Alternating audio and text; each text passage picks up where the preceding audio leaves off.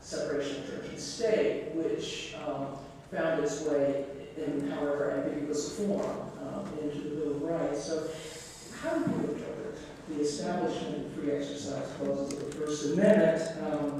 What do you take to be the value or the disvalue of the separation of churches? Well, the very fact that we're required to be separate, that our government can't adopt one particular religious tradition, means that religious traditions have the freedom and the opportunity to challenge. If there's no separation, there's no ability to hold up a mirror and say, this is where we believe you ought to be going. This is where you are, and it's a long way from that. It also provides the opportunity for different religious traditions who share part of that same view to gather together and say to power, to legislative power, we represent a significant portion of your electorate. Pay attention. These are exceedingly important human values, values that speak about what it means to be truly human. And we believe those come from the deepest roots of our religious tradition. Now that we've brought ourselves into this space by evoking Mr. Jefferson, this is the last of my questions before we start into the questions from the audience. I want you to reflect on your experience of moving professionally from the academy, your role as a scientist, into the church, and particularly on what that might have to say to those of us who remain in the academy, but have to negotiate our role between the academy and church, or between the academy and the local community. Well, one of my big struggles in making that transition had to do with a sense of failure. I really wasn't able to continue my vocational trajectory as an oceanographer. And part of the healing of that for me came in the realization that the way in which I've been formed as a scientist was a remarkable gift for working in human communities with theology. The scientists are formed to look at the world carefully, to come up with hypotheses, but to collect data and check out whether the data fit the hypothesis. And if they don't, change the hypothesis, not to come with a preconception about how the world is. That's not always a gift that is evident in religious communities, who usually do have a preconception of how the world is. Look at the church's persecution of Galileo.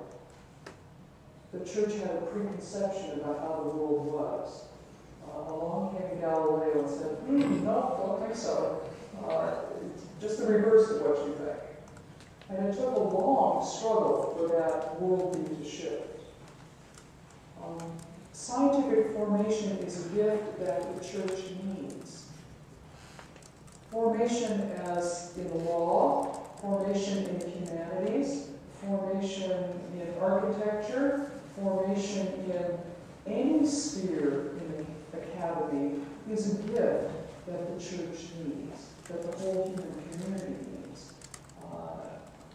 The challenge is discovering how to speak in a way that other parts of the community can hear, how to translate.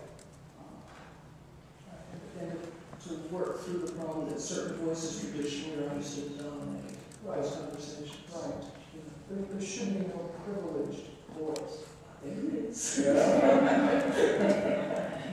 As long as it's mine, it's okay. That's what the original said. I had it.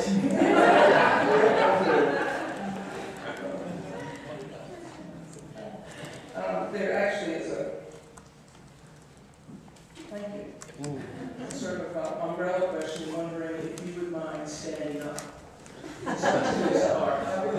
keep it tired, you sit right there. Some people can't see, sure. Okay, so we'll launch into these and the assumption that I can read them. All right? What words would you speak to our teens and young adults on value or contribution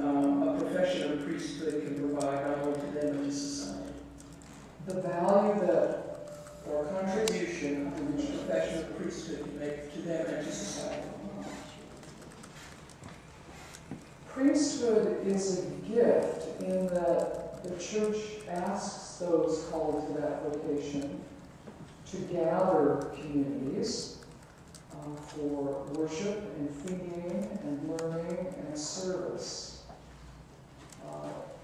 The gift given in ordination to priesthood is a gift of authority on behalf of the community. It's also a gift of service.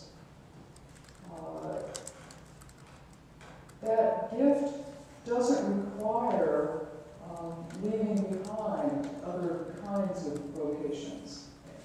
It may be that a particular individual is called to spend his or her whole life entirely focused there. But you're a wonderful example of somebody whose gift to priestly ministry has not involved ordination, but does involve working in two different spheres of human endeavor, in ethics and in medicine. One of the challenges that the Protestant Reformation brought us was the remembrance that each baptized person is called to some form of priestly vocation. Right? Anybody else? Some are called to image that priestly vocation in ordination as priests. Some are called to image the vocation of Jesus' servant ministry in ordination as deacons.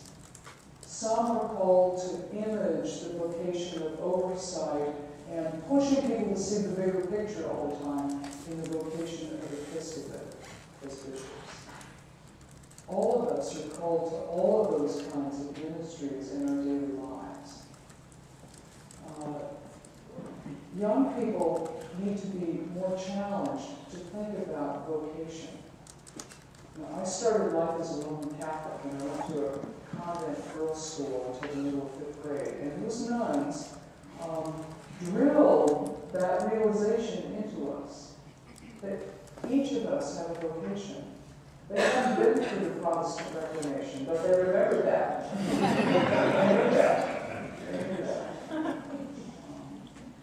It's a piece of our tradition that is exceedingly important. So how do we work against the problem of the way in which we assort vocations with job levels? As opposed to understanding vocation more broadly, but we want to have a vocation be priest or fireman or teacher or something without recognizing that. How do we help break those bounds? Well, maybe we start thinking about utilitarianism and commodifications here.